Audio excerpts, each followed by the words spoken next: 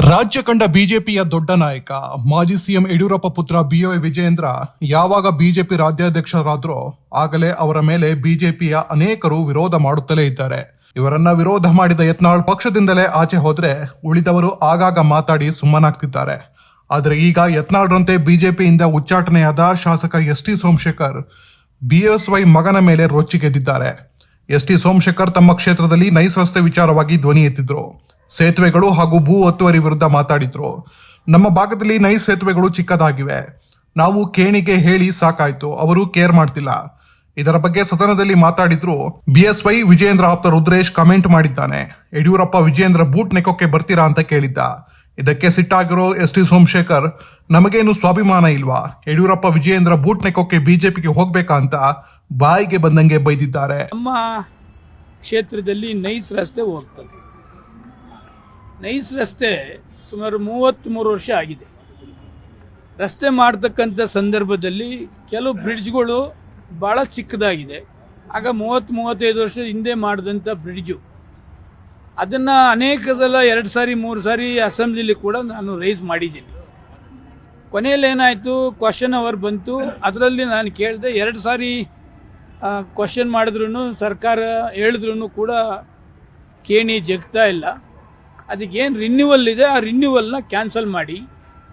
ಜೊತೆಗೆ 33 ವರ್ಷದ ಹಿಂದೆ ಮಾಡಿದಂಥ ನೈಸ್ ಆ ಲ್ಯಾಂಡ್ ಲಾರ್ಡ್ಸ್ಗೆ ನಿವೇಶನ ಏನು ಕೊಡಬೇಕು ಅದನ್ನು ಕೊಟ್ಟಿಲ್ಲ.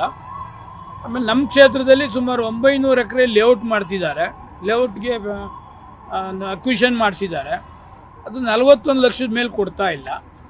ಆಮೇಲೆ ಸರ್ಕಾರದಿಂದ 10 ರೂಪಾಯಿ ಮಾತ್ರ ಕೊಟ್ಟಿದ್ದೀರಿ. ಇದೆಲ್ಲನೂ ನೀವು ಕ್ಯಾನ್ಸಲ್ ಮಾಡಬೇಕು.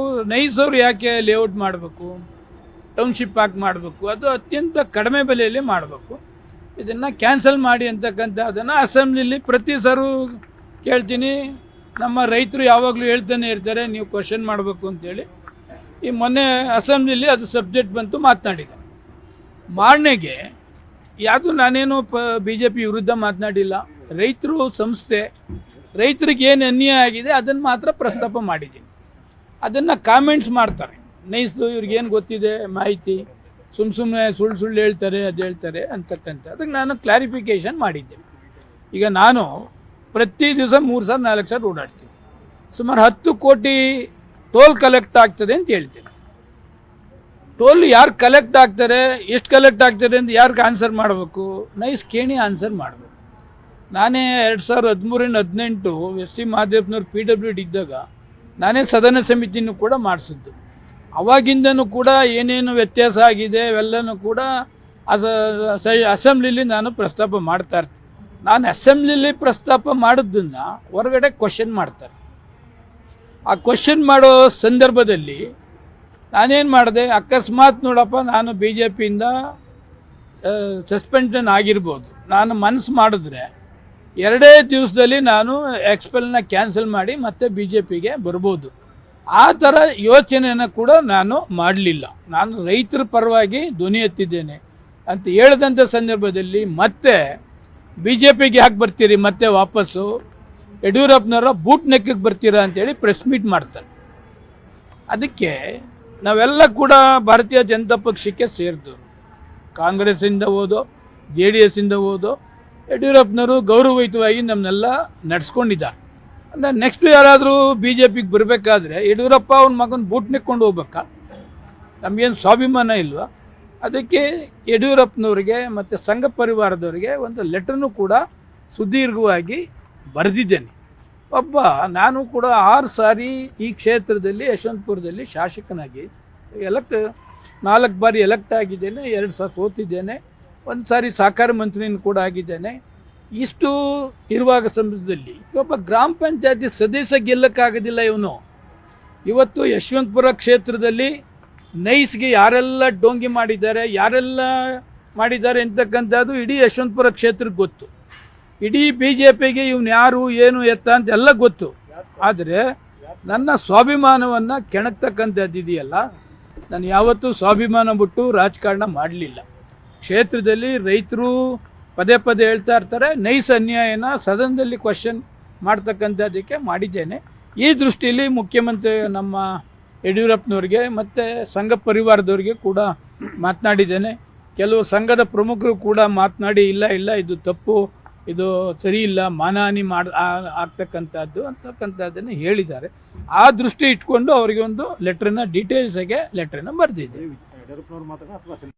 ಇಲ್ಲ, ಯಡಿಯೂರಪ್ಪನವ್ರಿಗೆ ಅವ್ರ ಮಗನಿಗೆ ಸಂಘ ಪರಿವಾರದ ಯಾರು ಇನ್ಚಾರ್ಜ್ ಇರ್ತಾರೆ ಅವ್ರಿಗೆಲ್ಲ ಕೂಡ ಇದು ಹಾಕಿದ್ದೇನೆ. ಇದು ಎಷ್ಟರ ಮಟ್ಟಿಗೆ ಸರಿ?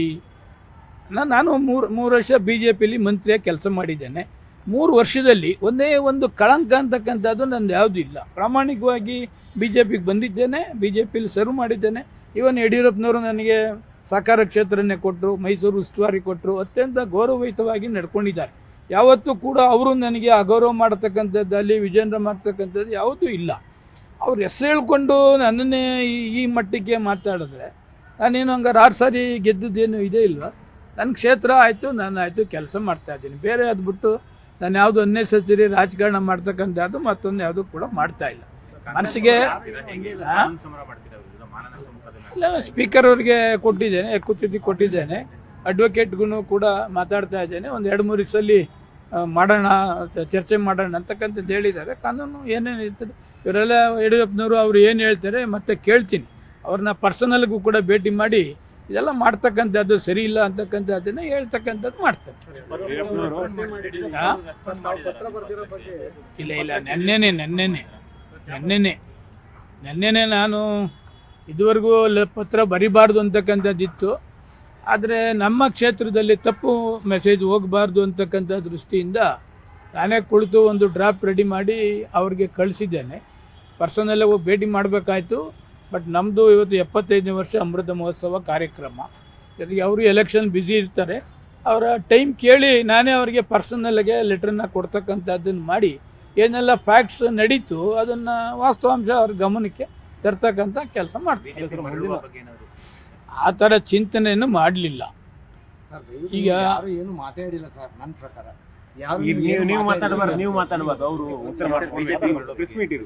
ನಾನು ಯಾವತ್ತು ಅಲ್ಲಿಗೆ ಬರ್ತೀನಿ, ಕಾಂಗ್ರೆಸ್ ಸೇರ್ತೀನಿ ಅಂತಕ್ಕಂಥದ್ದು ಏನು ಹೇಳಲಿಲ್ಲ. ಕ್ಷೇತ್ರ ದೊಡ್ಡದಿದೆ, ಅನುದಾನ ತರ್ತಕ್ಕಂಥದ್ದಕ್ಕೆ ಮುಖ್ಯಮಂತ್ರಿಗಳಿಗೆ, ಉಪಮುಖ್ಯಮಂತ್ರಿಗಳಿಗೆ, ಎಲ್ಲ ಮಂತ್ರಿಗಳಿಗೆ ಭೇಟಿ ಮಾಡ್ತಾ ಇರ್ತೇನೆ. ಅನುದಾನ ಕ್ಷೇತ್ರಕ್ಕೆ ತರ್ತಾ ಇದ್ದೇನೆ, ಕ್ಷೇತ್ರದಲ್ಲಿ ಕೆಲಸ ಮಾಡ್ತಾ ಇರ್ತೇನೆ. ಅಷ್ಟಕ್ಕೆ ಇವಾಗ ನಾನು ತೀರ್ಮಾನ ಮಾಡಿದ್ದೇನೆ. 2028ಕ್ಕೆ ಏನು ದೇವರು ಬುದ್ಧಿ ಕೊಡ್ತಾನೆ ಅದ್ರ ಪ್ರಕಾರ ಮಾಡ್ತಾನೆ. ಯಡಿಯೂರಪ್ಪನವರ ಮುಂದಿನ ಅಭ್ಯರ್ಥಿ ಯಶವಂತಪುರಕ್ಕೆ ಅವರೇ ಅಂತ ಹೆಸರಿದ್ದಾರೆ. ಇಂಥ ಸಂದರ್ಭದಲ್ಲಿ ಅವ್ರನ್ನ ಭೇಟಿ ಮಾಡ್ತೀನಿ ಅಂತ ಹೇಳ್ತೀವಿ. ಭೇಟಿ ಮಾಡಿ BJPಗೆ ಬರ್ತೀನಿ ಅಂತೇಳಿ ಯಡಿಯೂರಪ್ಪನವ್ರು ಕೇಳೋ ಅವಶ್ಯಕತೆ ನನಗಿಲ್ಲ. ನಾನು ಲೆಟ್ರ್ ಬರೆದಿದ್ದೇನೆ. ಪೋಸ್ಟ್ ಮಾಡೋದ್ ಬದಲು ಡೈರೆಕ್ಟಾಗಿ ಅವ್ರಿಗೆ ಕೊಟ್ಟು ಏನೆಲ್ಲ ಹೇಳ್ಬೇಕಲ್ಲ. ಇನ್ನಲ್ಲೇ ಈಗ ನಿಮ್ಗೆ ಯಾವ ಥರ ಹೇಳಿದೆ ಅವ್ರಿಗೆ ಹೇಳ್ಬೇಕಲ್ಲ, ಅದನ್ನು ಅವ್ರಿಗೆ ಹೇಳ್ತೀನಿ. ಅವ್ರು ರೆಸ್ಪಾನ್ಸ್ ಮಾಡ್ತಾರೋ ಬಿಡ್ತಾರೋ ಗೊತ್ತಿಲ್ಲ. ನನ್ನ ಮನಸ್ಸಲ್ಲಿ ನೋವಿರ್ತದೆ, ಅದನ್ನು ಅವ್ರಿಗೆ ಹೇಳ್ತಕ್ಕಂಥ ಕೆಲಸ ಪ್ರಾಮಾಣಿಕವಾಗಿ ಮಾಡ್ತಾರೆ.